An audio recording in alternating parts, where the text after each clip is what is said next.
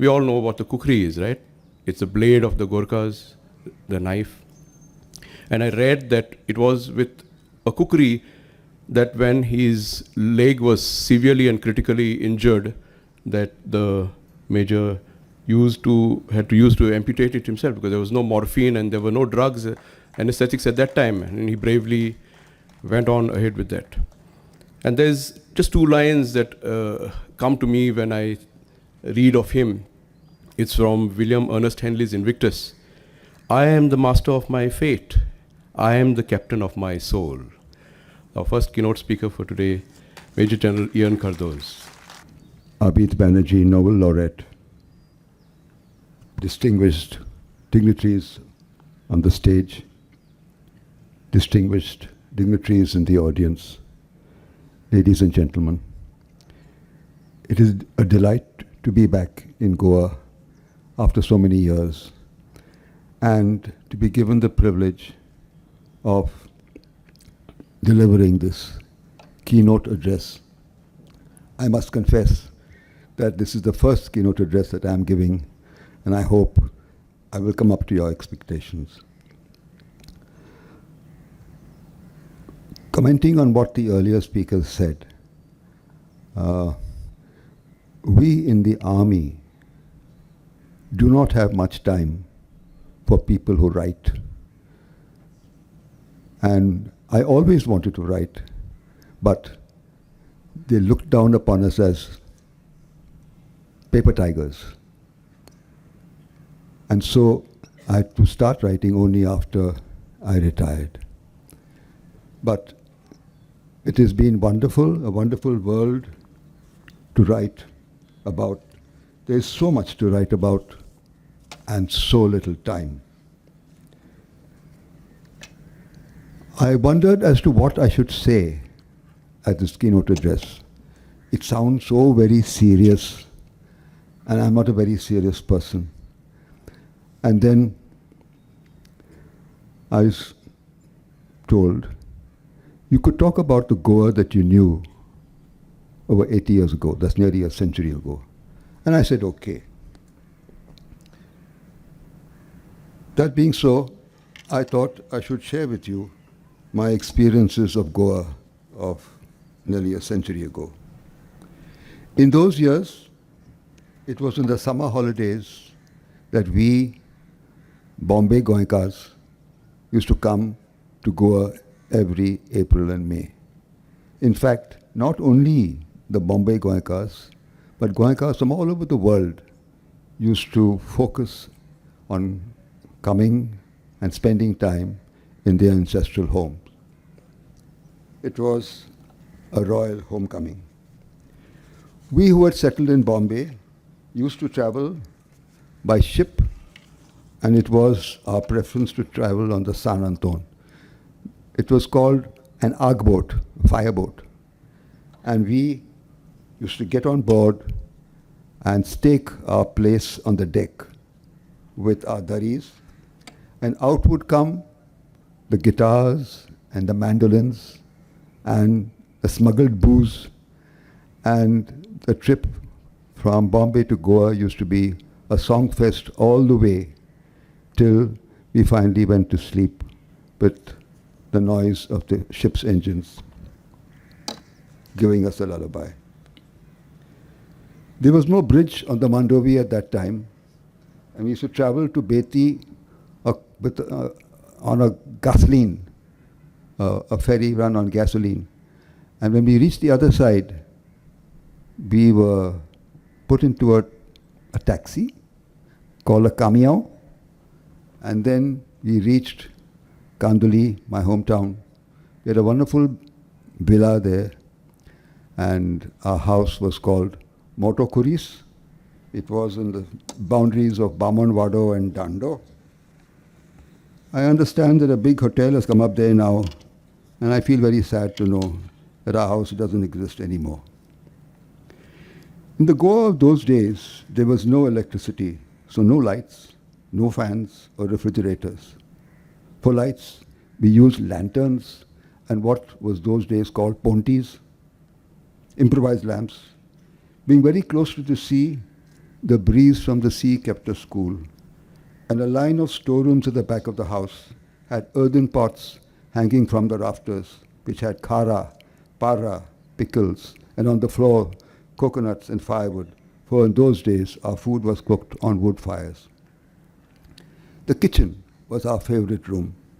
It used to be filled with the beautiful aroma of Marianne's beautiful cooking.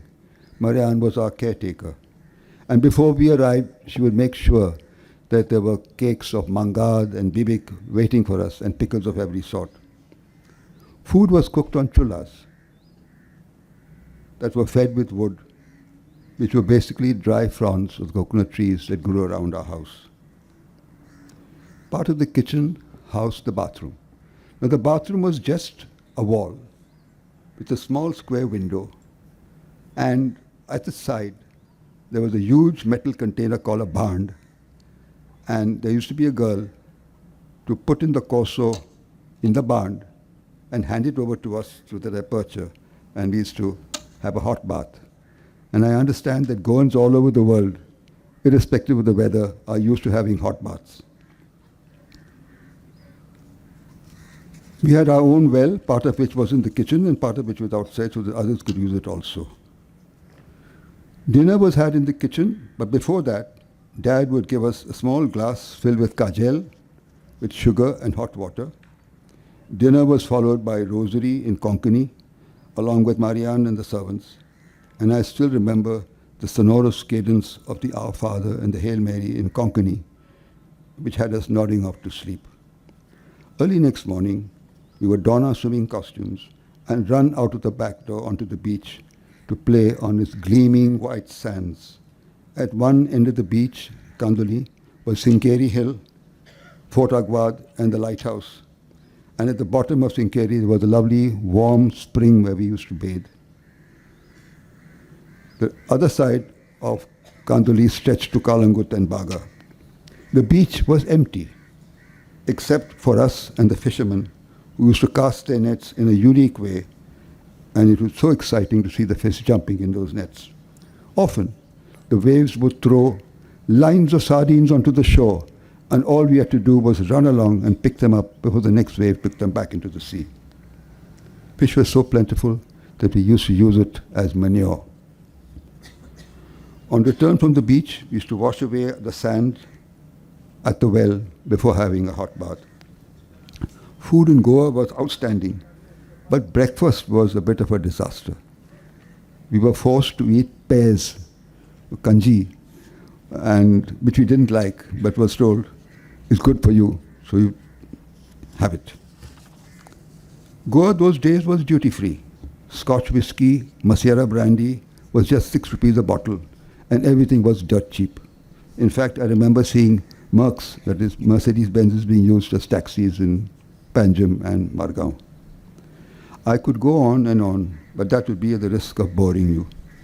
However, what I wanted to share with you was a Goa of long ago, a Goa I remember, a different Goa of what it was then and what it is now. It is the Goa of scintillating beaches, wide open spaces, swaths of coconut trees and mango groves. Kaju plants grew wild at the back of the house.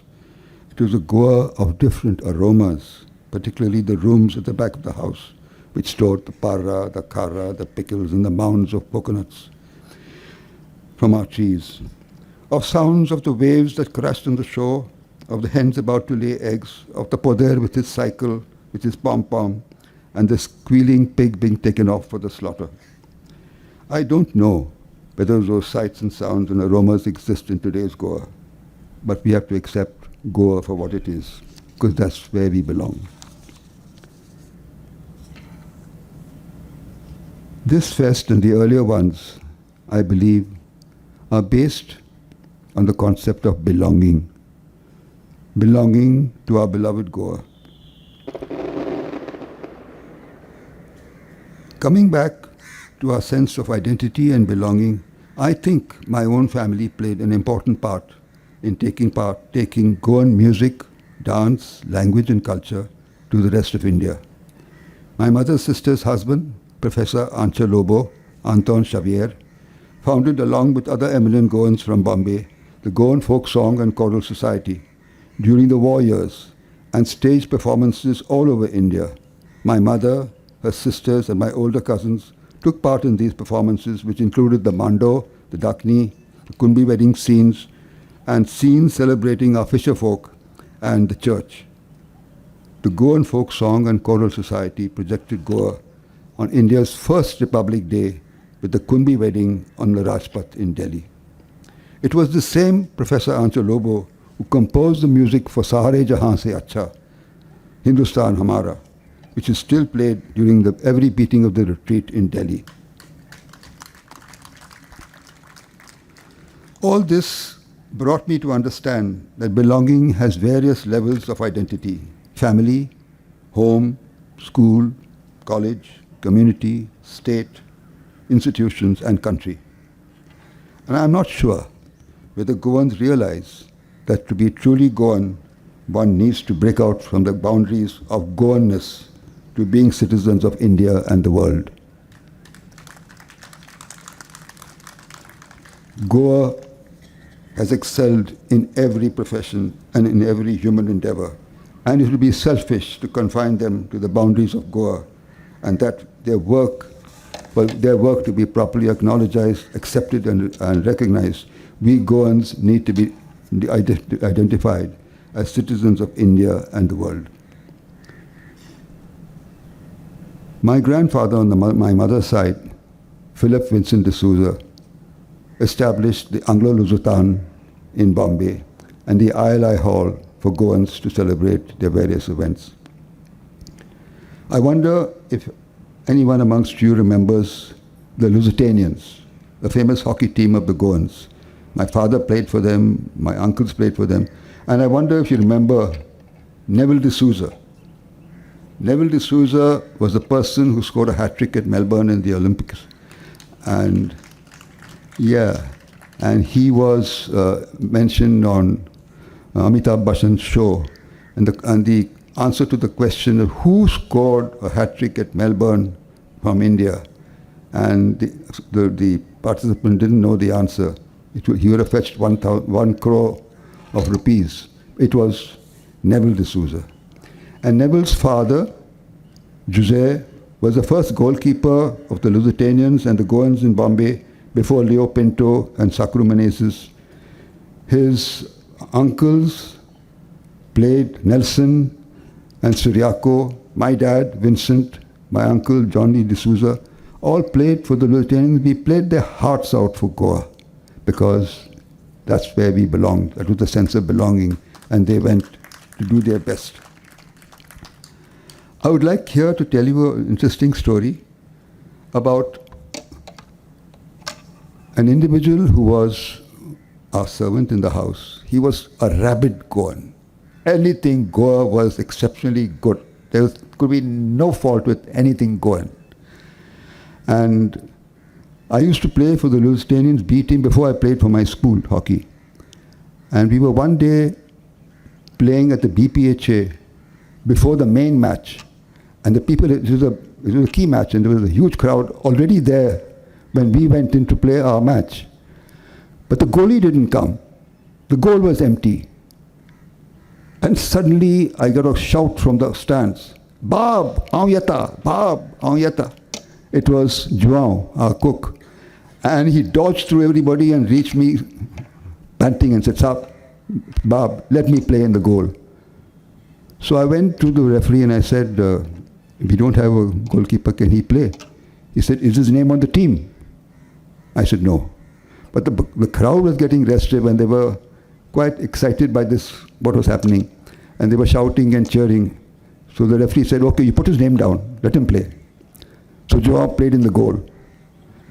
And I said to him, "Pad up, use your pads, use a protective gear." "Bab, Naka, I don't want. I will play without anything." I said, "You'll get hurt. Doesn't matter."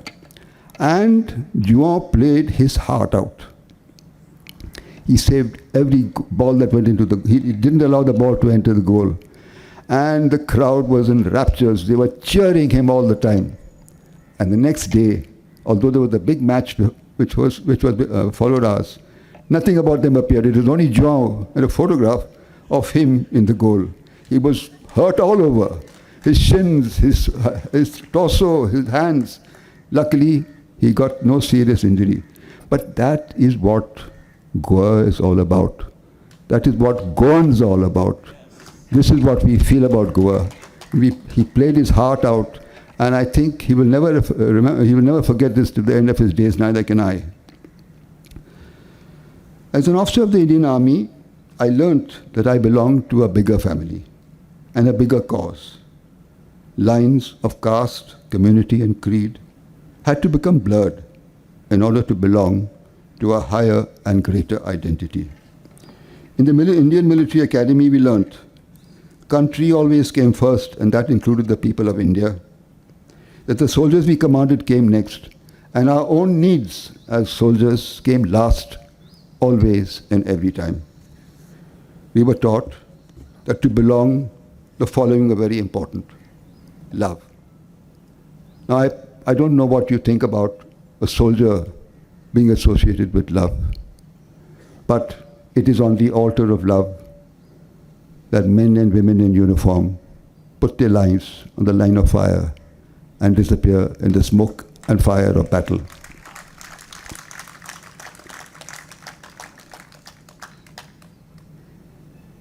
Love for the country, love for the people of India, love for our soldiers, love for the regiment, and love for the way of life which has no equal. The next important value that we learnt was honor. Honor is the value from which everything else flows. And I'd like to tell you a couple of stories about love, honor, personal example. Personal example comes from leadership. The army is all about leadership. And leadership falls on very young shoulders of very young officers who lead from the front. They do not say, "Tum aage jao, main aa raha hoon." They say, "Mere piche move." In other words, follow me. And that's what the army is all about. And the soldier, the Indian soldier, the best in the world, and I hope it continues to be the best in the world with all these problems of Agnipat and Agnivir and all that. But without doubt, the Indian soldier is the best in the world. And he follows his officers, his young tigers, because he knows that they are right in front, facing the maximum fire and the maximum danger. My own battalion, the 4th Battalion, the 5th Gorkha Rifles, entered the war in 1971 with 18 officers. Only 7 survived in a 13-day war. 4 got killed, 7 got badly wounded, only 7 survived. That is the price that we have to pay for the service and security of our country. Duty and commitment, sacrifice. I would like to illustrate this by a couple of stories. And one of them is the Battle of Dograi. 3 Jat was led by a Lieutenant Colonel Desmond Hayde, Mahavir Chakra.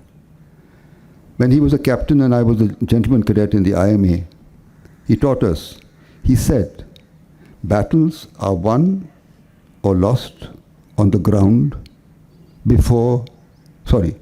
battles are won or lost in the mind before they are won or lost on the ground. And he proved that in Dograi. He was given a task to capture Dograi across the Ichogil Canal. His battalion, the 3rd Jat, captured Dograi at great cost and went on beyond Dograi, an infantry battalion on foot, 11 miles beyond Dograi on the outskirts of Lahore at a place called Batapur. But the brigade could not link up with them and he had to come back. They were very, very upset. They said, getting us back is a slur on the honor of our battalion. And when Dogra had to be captured again, they volunteered to be in the vanguard. They said, we will capture Dogra again. And Lieutenant Colonel Desmond Hayde, whose ancestors were from Ireland, who spoke Hindi with an accent, but who spoke Haryanvi like a Jat, addressed the troops and said, we are going to capture Dogra again. Many of you will die. Many of you will be wounded. And if I die, I want you to take my body to Dogra tomorrow morning, because that's where I want to be. Where will we be tomorrow morning? And the whole battalion roared, Dogra. And they captured Dogra again. Amazing, because the Pakistani battalion which was holding Dogra, a battalion consists of 1,000 men. A brigade consists of 3 battalions, so about 3,000 men. The battalion holding Dogra was decimated. 897 bodies were counted. But they themselves suffered very severe casualties. So this is what the army is all about. Honor, love, sacrifice, commitment, duty, discipline. And then I'll take you to the 71 war. I was still in Staff College when my posting to a staff appointment was cancelled, and I was sent to my battalion because the second in command was killed and I was to replace him. The battalion was given a task to capture an objective called Atkaram.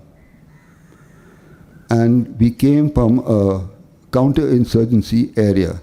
Now, the army in counter-insurgency areas does not use heavy weapons, so they had no artillery. So we were going into attack. Normally, in an attack, you use heavy artillery to keep the enemy's head down. We had no artillery. So the CO said, okay, we are Gurkhas. And as someone said earlier, we used the kukri. The kukri is the battle kukri is has a blade of about 14 to 16 inches, very sharp, curved. And he said, we will launch a kukri attack at midnight, catch the enemy by surprise. And we launched the last kukri attack in modern military history. And that moonlight night, Pakistani heads rolled. Kukris were used with abandon. And those Pakistanis who survived ran back and told their comrades, don't mess with the Gurkhas because you're liable to lose your head. So this is what happened in the first battle. Our battalion fought 3 battles in 13 days. The problem with the army, any army in the world, is if you do well, you get more and more difficult tasks. And then we were told to go and capture Ghazipur, another enemy stronghold. And we had to capture Ghazipur because another battalion could not capture it. It had failed its task. And the corps commander, General Sagat Singh, one of the finest strategic commanders of the world, said, send in the Gurkhas. I know they will do the job. And we captured Ghazipur, but at a great cost. So by this time, we had lost 3 officers, killed, 4 officers wounded, but we captured Ghazipur. And now the CO thought, okay, I think I need to reorganize the battalion. So many people have been killed, officers have been killed. And he asked for 4 days rest so that he could reorganize the battalion and put people in the right place.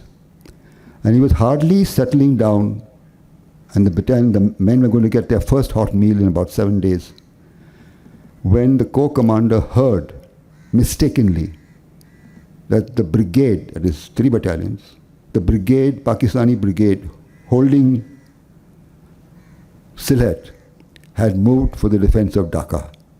And he said, Sylhet is empty, I want them to be captured immediately. Send in the Gurkhas. So the CO said, is this the only battalion in the corps? Why can't somebody else be given this task? No, only you can do it. And so, to cut a long story short, we launched India's first heli-borne attack. And we were promised that we would be reinforced within 48 hours. That never happened. The CEO possibly knew that this reinforcement would not happen. So he talked to the JSUs and the men and he said, I don't think we can be reinforced. So instead of carrying food and water, we will and bedding, we will carry more ammunition and grenades. And the men readily agreed. And that's what stood us in good stead. The battalion fought for 9 days and 9 nights. I was with them at that time. I was the second in command. Without food, without water, with less ammunition. What we didn't know, that the brigade had not left Sylhet. It was still there.